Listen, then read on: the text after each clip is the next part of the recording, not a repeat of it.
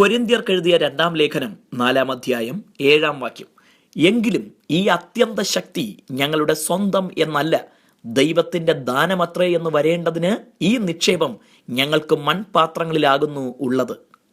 രക്ഷിക്കപ്പെട്ട ഓരോ ദൈവ പൈതലിലും ദൈവം തൻ്റെ പരിശുദ്ധാത്മാവിനെ പകർന്നിരിക്കുന്നു.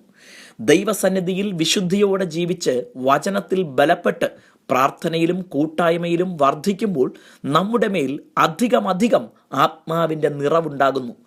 ഇതൊന്നുമില്ലാത്തവരുടെ മേലുള്ള പരിശുദ്ധാത്മാവിൻ്റെ പ്രവർത്തനത്തിന് കുറവുണ്ടാവുകയും ചെയ്യും. പൗലോസ് അപ്പോസ്തലൻ ഇവിടെ നമ്മെ ഉപമിച്ചിരിക്കുന്നത് മൺപാത്രങ്ങളോടാണ്. സ്വർഗീയമായ ആത്മാവിനെ യോഗ്യത നോക്കിയാൽ മൺപാത്രങ്ങളാകുന്ന നമ്മിൽ പകരാൻ ഒരു കാരണങ്ങളുമില്ല. എന്നാൽ ദൈവം തികച്ചും ദാനമായി തൻ്റെ പുത്രനെ അംഗീകരിച്ചവരിൽ അത് നൽകിയിരിക്കുന്നു. നമ്മിൽ പകർന്നിരിക്കുന്ന പരിശുദ്ധാത്മാവിനെക്കുറിച്ച് നാം ബോധവാന്മാരാകണം.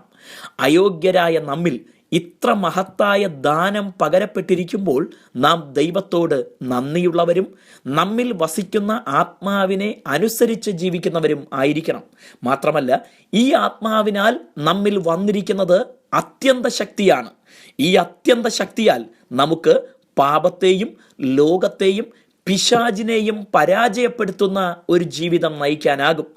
രോഗങ്ങളുടെ മേലും ഭൂതങ്ങളുടെ മേലും ഇതിനാൽ ജയമെടുക്കാനാകും. നമ്മുടെയും മറ്റുള്ളവരുടെയും പ്രശ്നങ്ങളെ പരിഹരിക്കാനാകും. നമ്മുടെ അറിവിനും കഴിവിനും അപ്പുറത്തുള്ള വൻ കാര്യങ്ങൾ ചെയ്യാൻ നമ്മെ പ്രാപ്തരാക്കുന്നതാണ് ഈ അത്യന്ത ശക്തി. അത് ആരെയും ദോഷപ്പെടുത്താനുള്ളതല്ല. പ്രത്യുത നന്മ ചെയ്ത യേശുവിൻ്റെ ആത്മാവാകയാൽ നന്മകളാൽ ക്രിസ്തുവിനെ വെളിപ്പെടുത്താനുള്ളതാണ്. അപ്പോൾ തന്നെ നാം തിരിച്ചറിയുക, ഇത് നമ്മുടെ സ്വന്തമല്ല, ദൈവത്തിൻ്റെ ദാനമാണ്. ദൈവിക പദ്ധതികൾ നിറവേറ്റുവാൻ വേണ്ടിയാണ് നൽകിയിരിക്കുന്നത്. ആകയാൽ ദൈവത്തിന് കണക്ക് കൊടുക്കാനുള്ളതുമാണ്. ദൈവം നമ്മേവരെയും അനുഗ്രഹിക്കട്ടെ.